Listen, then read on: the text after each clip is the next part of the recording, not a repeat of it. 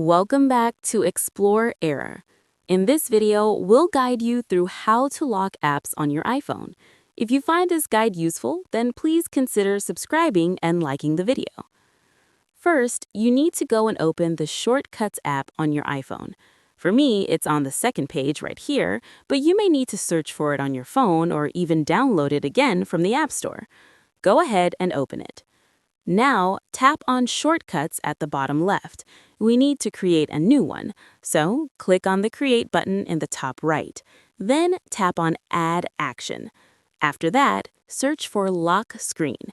It should appear under the Scripting section.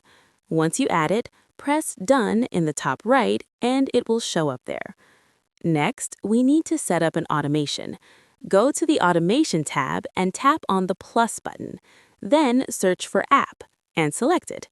On the next screen, tap on Choose, and now you can select all the apps you want to lock. For example, you can choose apps like Drive, Facebook, or the Documents app. Once selected, tap Done in the top right. Make sure Is Opened is selected. You can also choose whether you want a notification or not. Now, tap Next in the top right. Here, you need to choose what happens when any of those apps are opened.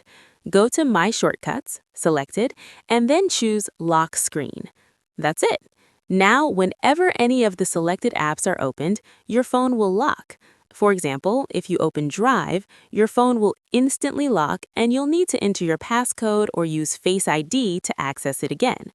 This is a simple way to protect your phone if someone else is using it. If you found this helpful, don't forget to subscribe and like the video.